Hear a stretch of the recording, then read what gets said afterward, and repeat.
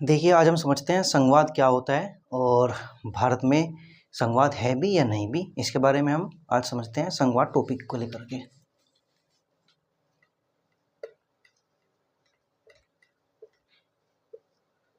संघवाद को हम फेडरलिज्म भी बोलते हैं इंग्लिश में। तो हमारे पास जो इम्पोर्टेंट 2 या 3 क्वेश्चन बनते हैं वो बनते हैं कि क्या भारत एक पूर्ण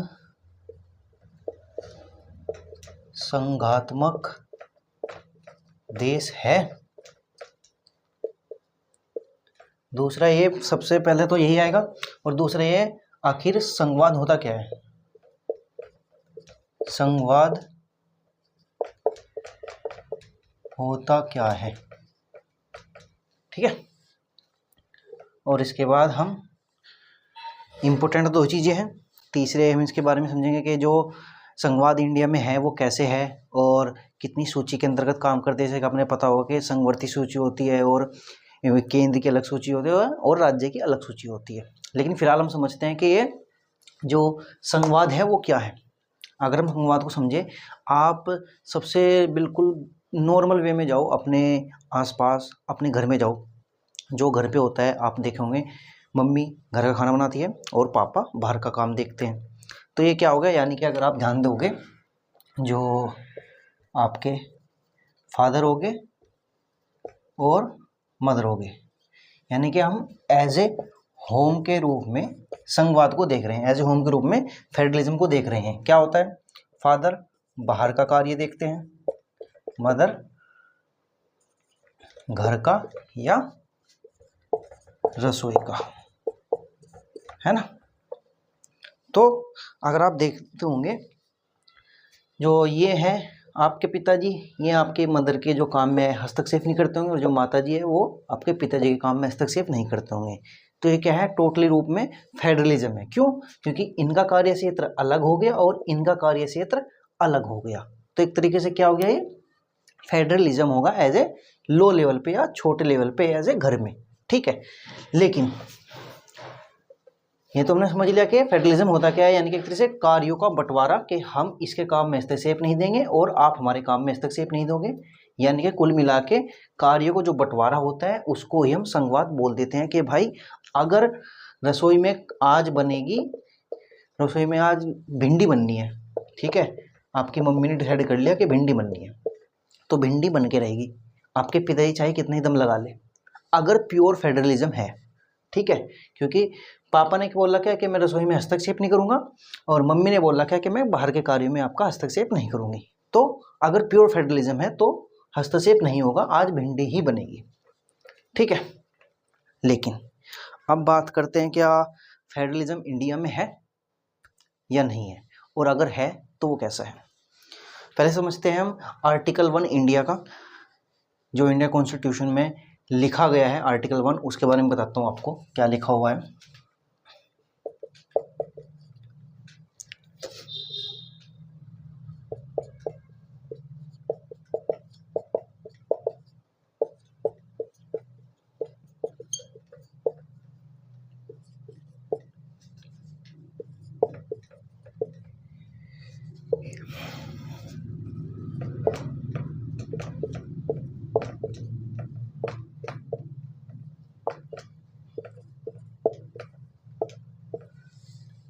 लिखा हुआ है, India is A union of state, यानी कि भारत क्या है, राज्यों का संघ है।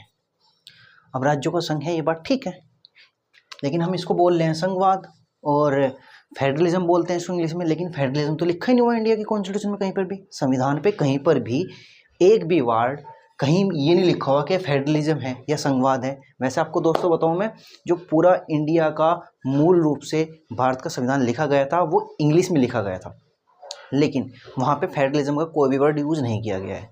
अब हम बात करते हैं, यूनियन वर्ड है, यूनियन वर्ड को हम संघवाद बोलते हैं। क्या बोलते हैं? संघवाद। अब एक चीज़ दिमाग में आ रही होगी, फेडरलिज्म का मतलब भी संघवाद होता है, यूनियन का मतलब भी संघवाद होता है, लेकिन India is not a pure federalism. क्यों नहीं है? उसके तो बहुत सारे कारण हैं। पहला कारण ये है कि जो यूनियन वर्ड लिया गया है वो कहाँ से लिए गए हैं? कनाडा से। कनाडा से ये यूनियन वर्ड इंडियन कॉन्स्टिट्यूशन में लिया गया है। तो इसके मुताबिक जो क्या है, भारत एक तरीके से अर्ध संघात्मक देश होता है। क्यों होता है, उसके दो कारण बताता हूँ आपको मैं।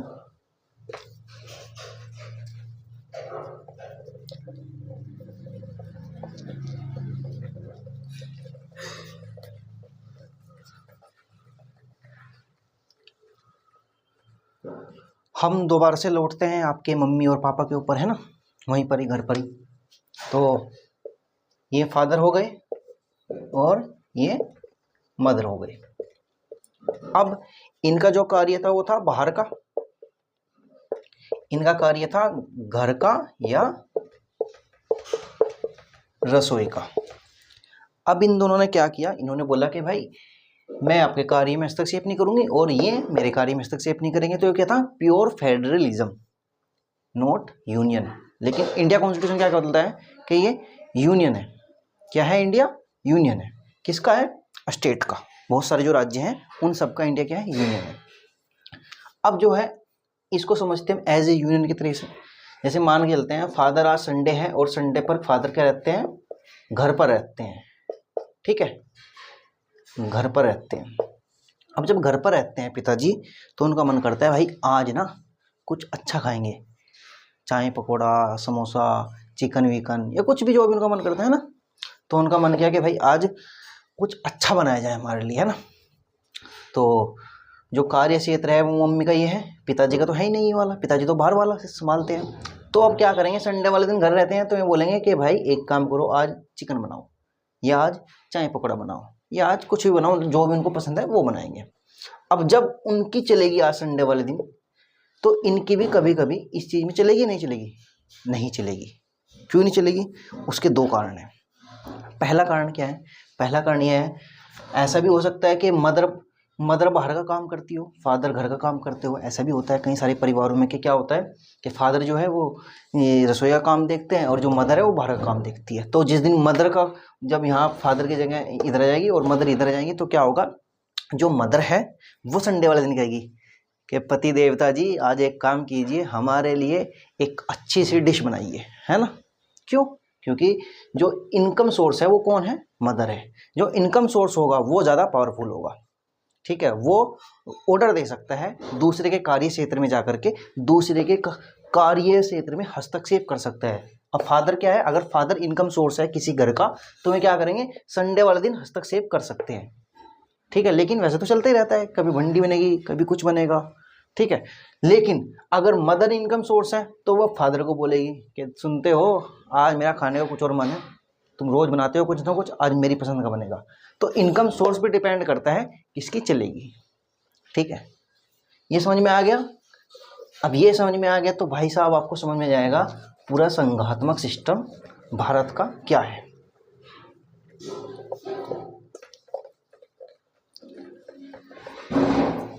मेरा डस्टर आज रह गया बाहर थोड़ा, इस वजह से। चलो समझ लीजिए अब क्या होता है, इसको समझ लीजिए क्या होता है। जैसे इंडिया है और इंडिया के बहुत सारे क्या है, स्टेट्स है। भारत है और ये राज्य है, ठीक है। अब जैसे मान के चलते हैं यहाँ पे कुछ कार्य दिए गए हैं और यहाँ के अलग कार्य हैं। फिलहाल अगर राज्य सूची की बात करें, राज्य सूची में लगभग 61 सूचियाँ होती है, 3 प्रकार की सूचियाँ होती है। वो दूसरा विषय हो जाएगा, समवर्ती सूची, केंद्र सूची, राज्य सूची। राज्य सूची में 61 वर्ग होते हैं और भारत में फिलहाल लगभग मेरे ख्याल से 100 हो चुके हैं फिलहाल अभी, और समथिंग 97 या 98 के आसपास शुरू में थे, शायद 97 के आसपास इसमें शुरू में थे।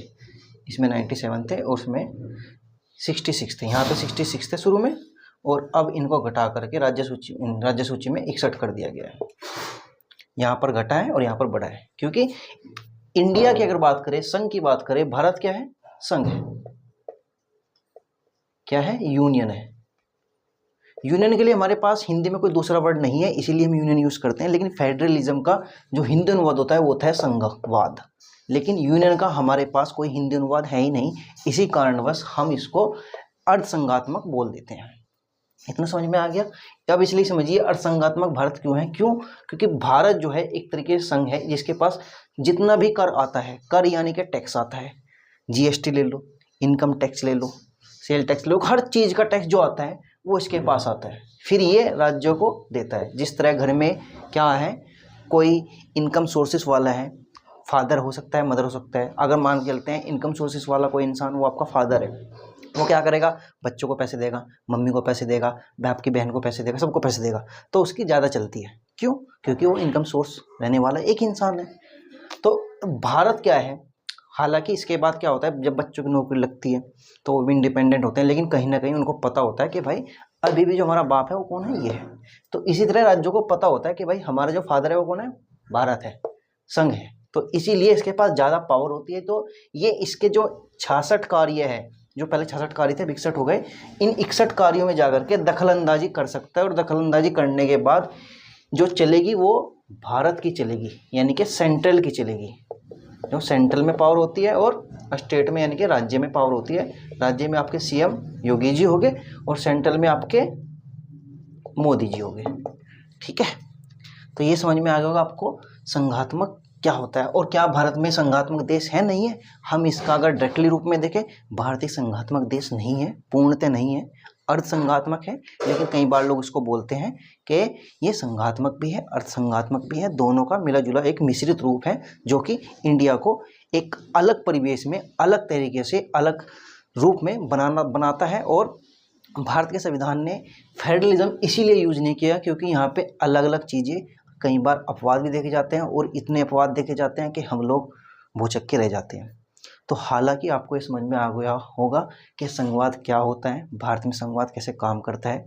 और रही बात केंद्र सूची और राज्य सूची, ये जो है, इसके अलावा एक और सूची आती है जिसमें समवर्ती सूची उसको बोलते हैं।